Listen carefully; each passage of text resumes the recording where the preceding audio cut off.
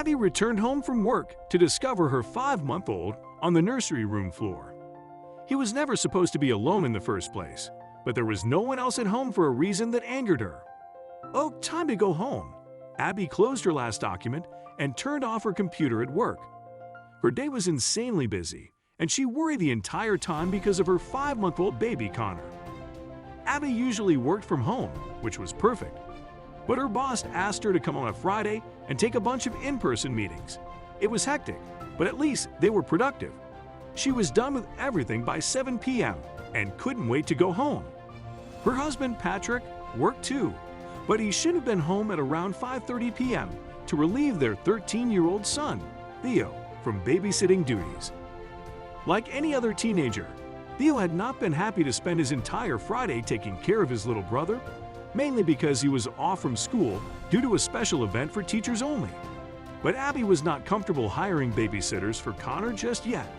Furthermore, summer was almost there, and Theo would have plenty of time to play with his friends as soon as his vacation started. Summers in their safe neighborhood in Fort Lauderdale were awesome. Abby would know. She grew up in the same area, which is also why she knew her boys would be safe alone at home. Theo was old enough to handle this responsibility and knew to call if anything happened. "Where are you? You were supposed to be home earlier than 6, remember?" she asked, her voice trying to keep calm, but her anxiety had led to anger. But still, she drove quickly home, excited to see her baby after such a long day away, and they would probably order some pizza for dinner. It was going to be a perfect night at home with her family. "Hello," Abby called, entering her home and settling her bag and keys on the table in the foyer.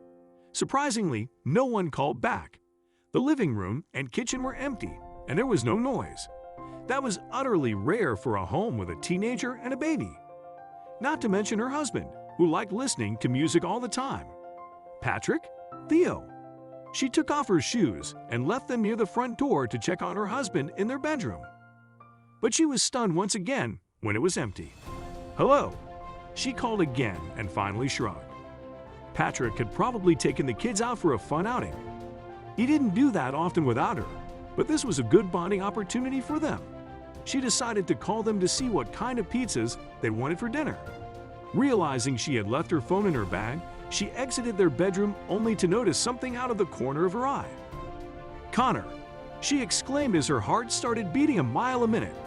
Her baby was sleeping on the floor in the middle of the nursery, and Abby had no idea why. "Connor, sweetie," she continued breathlessly, picking him up and assessing the situation. Her 5-month-old stirred gently, but he went back to sleep in her arms, unaware that Abby felt like she was dying inside. Her baby was alone at home and on the floor. Anything could have happened to him. But then another thought entered her mind. Where were Patrick and Theo? They were both supposed to be there. Her husband most certainly should have been there. She placed Connor back in his crib, touched her hand to her chest to calm down, and went to her purse to call her husband. She expected it to ring many times with no answer, and her anxiety started thinking of dangerous scenarios. However, Patrick answered on the second ring. "Honey, hello," he said, his voice happy and obviously unaware. Abby could hear music and conversation in the background. "Where are you? You were supposed to be home earlier than 6, remember?" she'd asked, her voice trying to keep calm, but her anxiety had led to anger. "Oh, that's right. I'm so sorry, sweetie. I forgot. The guys asked me to come for drinks," he explained as if it was perfectly normal.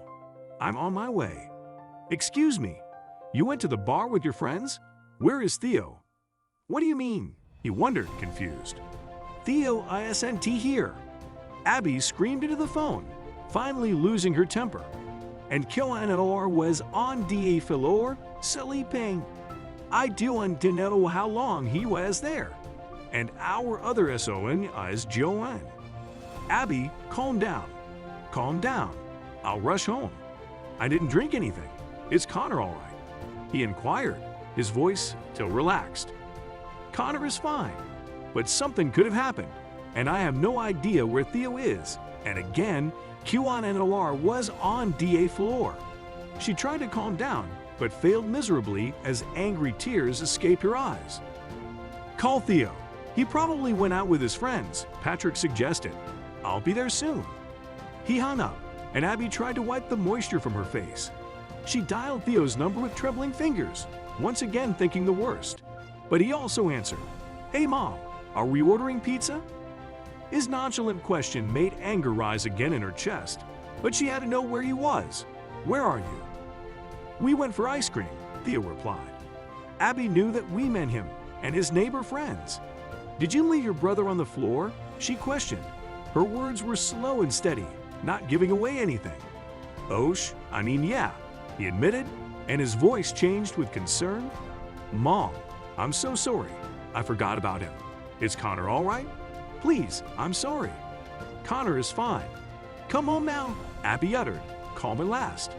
She hung up the phone and rested her whole body against the wall. Despite all the scenarios she had come up with, Patrick and Theo were fine. They were just a little careless. She thought about yelling at them when they came home, but there was no use. Everyone was safe and sound, and she couldn't go through another emotional roller coaster after the last few minutes. When Patrick returned, she reminded him he had 2 kids now, and his priorities had to be them. She also told him to call her before going to the bar again with his friends. He apologized for everything and promised that it would never happen again.